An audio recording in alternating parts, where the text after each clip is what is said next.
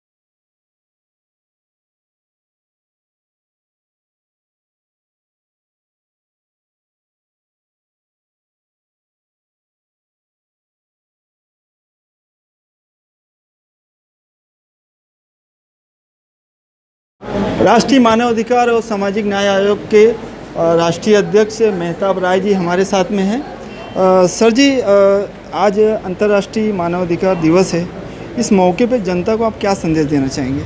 देखिए, सबसे पहले तो आपके चैनल को भी और आप लोगों को भी हमारी तरफ राष्ट्रीय मानवाधिकार सामाजिक न्याय की तरफ से वर्ल्ड ह्यूमन राइट डे पे बहुत बहुत शुभकामनाएं एवं बधाई।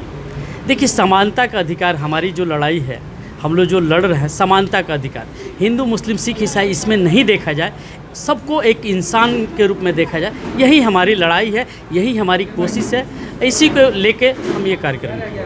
पिछले साल की अपेक्षा इस बार तो कोरोना काल है, तो कार्यक्रम हालांकि आपने सही कहा, कोरोना काल है, हम लोगों ने सोशल डिस्टेंसिंग का पालन भी किया और बहुत से ऐसे कार्यक्रम, देखिए बड़ा बड़ा रैली बिहार में जब इलेक्शन हो सकता है, अदर स्टेट में जब हो सकता है, जितने भी नाम नहीं ले रहा हूँ, बहुत बड़े बड़े लोग के नेता के लोग बीच में आ जाते हैं इलाके में, तो यहाँ तो ये चंद थे और फिर भी हमने सोशल डिस्टेंसिंग का पालन किया और अगले साल की तरह जितना बढ़िया हम लोग, जितना बड़े लोगों के बीच में हम लोगों ने कार्यक्रम किया, इस बार नहीं किए। और यही भगवान से, खुदा गॉड से जो भी कहना चाहूँगा कि जितना जल्दी ये कोरोना ख़त्म हो जाए, इससे भी बड़े रूप में हम लोग कार्यक्रम करें। हमारे साथ में यहाँ पर राष्ट्रीय उपाध्यक्ष अखिलेश कनौजिया जी हैं और इस कार्यक्रम को बखूबी इन्होंने ऑर्गेनाइज भी किया था।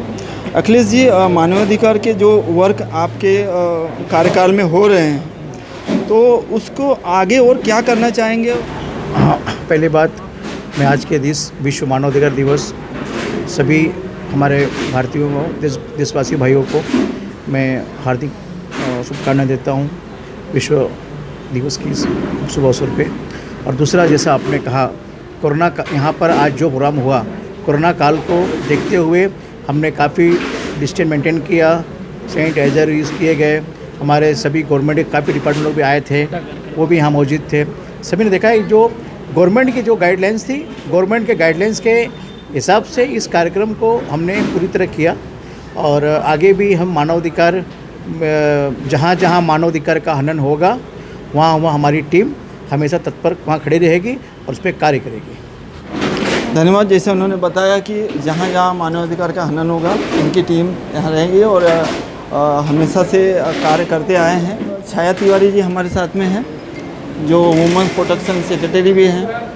मैडम, अभी जस्ट कुछ 1-2 दिन पहले ही उद्धव ठाकरे सरकार ने जो यहाँ पर एक बिल पास किया है कि 21 दिनों में सज़ा का प्रावधान दिया है रेपिस्ट को, तो उसके बारे में क्या कहना चाहेंगे आप?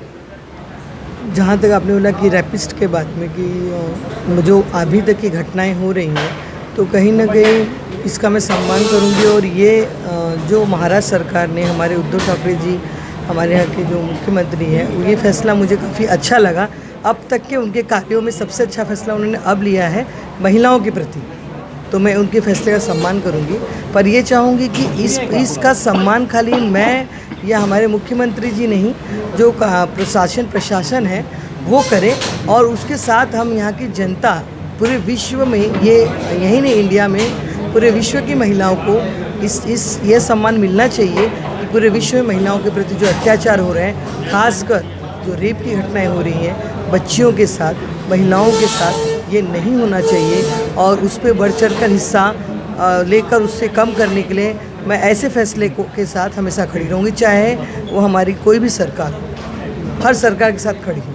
मानवाधिकार का स्त्री सुरक्षा के बारे में आपका क्या रोल रहेगा? हाँ, राष्ट्रीय मानवाधिकार सामाजिक न्याय आयोग जो हमारी संस्था है, और मैं उसकी वुमेन सेल की नेशनल सेक्रेटरी हूँ, और मेरा योगदान सदा इस महिलाओं के प्रति हमेशा मैं सबसे तत्पर रही हूँ। बढ़ चढ़ के मैंने इस महिलाओं, बच्चियों और सीनियर सिटीजन के लिए मैंने काम किया है, और पहला काम मेरा यही रहा है कि बच्चियों के प्रति हमेशा न्याय दिलाने का।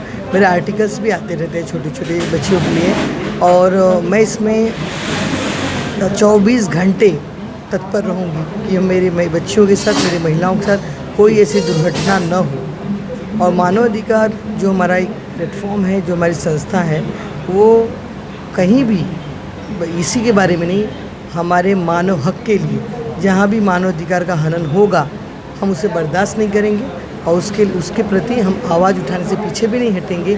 और उसके लिए चाहे हमारे माननीय प्रधानमंत्री जी तक हमें क्यों नहीं जाना पड़े, पर हमारी आवाज़ वहाँ तक पहुँचेगी, इतना तो हम दावा रखते हैं। चलिए, मानवाधिकार की आवाज़ माननीय प्रधानमंत्री तक पहुँचे। पहले सबसे पहले आपका परिचय जानना चाहेंगे।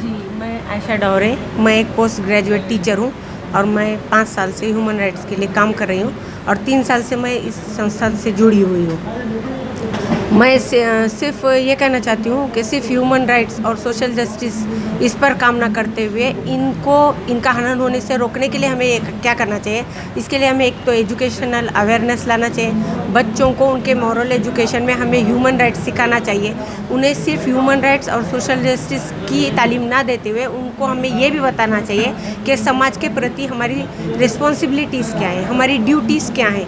जब हम उनको मॉरल एजुकेशन के थ्रू ये सब सिखाएंगे तो जब देखो रेप होता है तो हम कहते हैं लड़की ने ऐसे कपड़े वैसे पहने।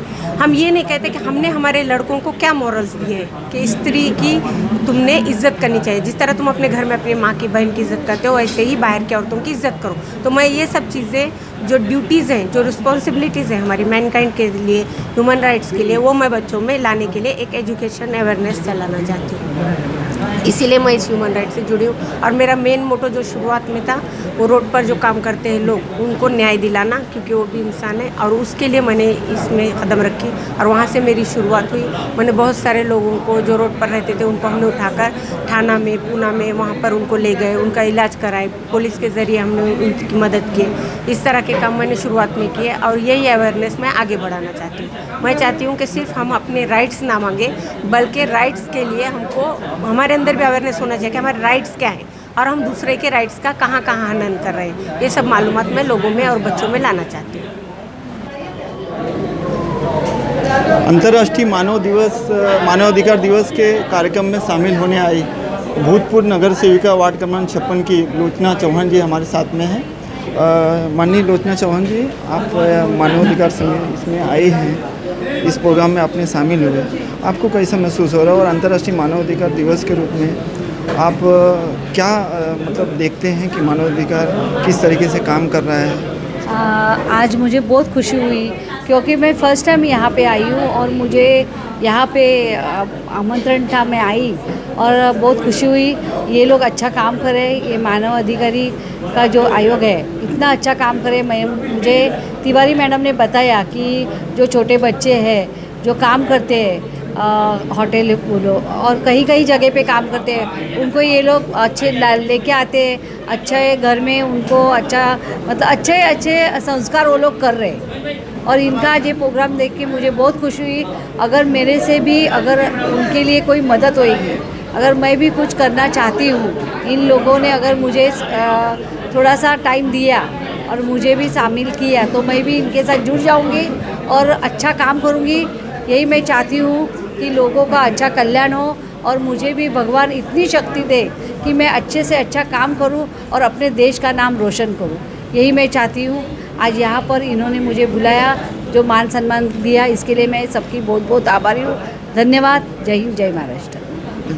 मानव के अधिकार के बारे में जागरूक करना और उनकी सेवा करना ही मानव अधिकार का यहाँ पर काम है और उस काम को बखूबी यहाँ पर राष्ट्रीय मानवाधिकार और सामाजिक न्याय यहाँ पर निभा रही है। और अंतर्राष्ट्रीय मानवाधिकार दिवस के मौके पे मैं सभी को शुभकामनाएं देता हूँ। मैं दीपक उपाध्याय, गोरेगांव, मुंबई।